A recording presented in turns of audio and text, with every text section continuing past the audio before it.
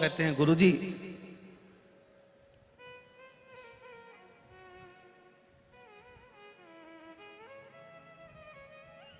दो पौधे, एक शमी का एक बेलपत्र का, भूल से भी बेलपत्री के पौधे के नीचे से, बेलपत्री के वृक्ष के नीचे से अगर भूल से भी, तुम्हें नहीं मालूम कि यह बेलपत्री का पेड़ है, तुम्हें नहीं मालूम कि बेलपत्री का पौधा है, तुम्हें नहीं मालूम कि बेलपत्री का वृक्ष है, भूल से भी चलते चलते भी तुम्हारी ट्रैक्टर, तुम्हारी ट्राली, तुम्हारी गाड़ी, तुम्हारा बखर, तुम्हारा बेल, तुम बेलपत्री के पेड़ की छांव में से भी अगर निकल कर चले जाते हो तो दिन भर में अगर 100 पाप भी हो जाते हैं तो पल भर में धुल जाते हैं। एक बेलपत्री के वृक्ष के नीचे से, एक बेलपत्री के वृक्ष की छांव से, एक बेलपत्री के वृक्ष की मात्र टहनी की छैया से हमारे कोटि कोटि पाप समाप्त हो जाते हैं।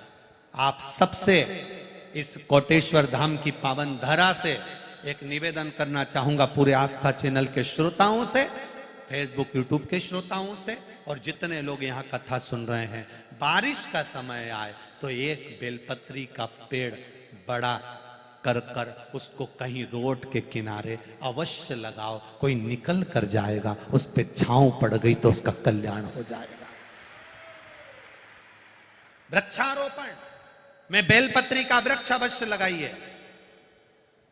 2 वृक्ष की छांव और 2 वृक्ष का दर्शन हमारे जीवन को सुख दे जाता है। एक बेलपत्री, दूसरा शमी का पौधा। शमी का वृक्ष तुम्हारे घर में बड़ा मत लगाओ, पर शमी का पौधा जब तक तुम्हारे इस हाथ की आकृति का रहे, उसमें से तुम पत्ती तोड़ो मत तोड़ो, उसमें से कुछ तोड़कर तुम शिव जी को चढ़ाओ मत चढ़ाओ, भले तुम बाहर जाकर टूटा हुआ लेकर आ जाओ, पर घर के बाहर, घर के कमरे में नहीं, हॉल में नहीं, घर के अंदर नहीं।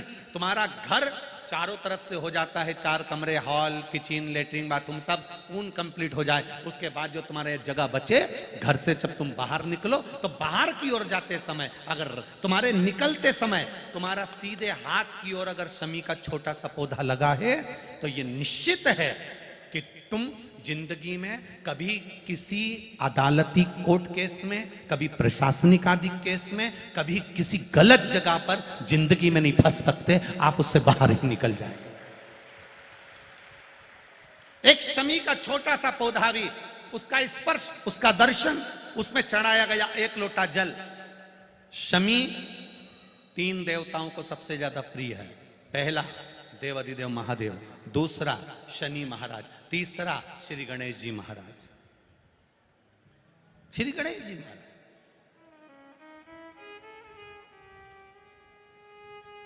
क्योंकि शमी की शादी करने वाला कौन था?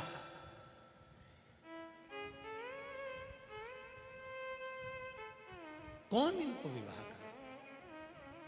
अभी आगे आप कथा में सुनेंगे, शमी और मंदार की कथा जब आएगी, शमी और आकड़े के फूल की, सफेद फूल, नीला फूल, गुलाबी फूल आंकड़े का जो होता है, मंदार का होता है, उसका वर्णन जब आएगा आप उसमें श्रवण करेंगे। एक शमी का पौधा, तुम घर से बाहर निकल रहे, हाँ ये जरूर है कि जो फ्लैट में रहने वाले हैं वो इस पौधे को नहीं लगा पाएंगे,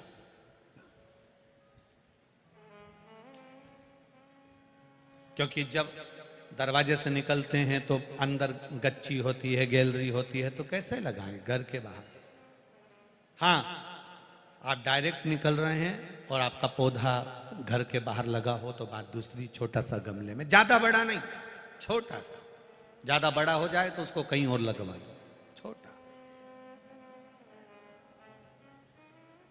घर से निकलते समय सीधे हाथ पर अगर शमी का पौधा, आप निकल रहे हैं और आपका राइट हैंड है, सीधा हाथ है, घर के बाहर शमी का पौधा है, प्रतिदिन का अगर आपका नियम बन गया कि शमी को देखकर घर से बाहर निकल रहे हो, जिंदगी में कभी कांटे तुम्हारे जीवन में आ ही नहीं सकते, कोई रोड़ा आएगा ही नहीं, बढ़ जाओ। यही रह गया। शमी में शनि भी है, शमी में गणेश भी और शमी में शिव भी है। कल एक कथा चल रही थी,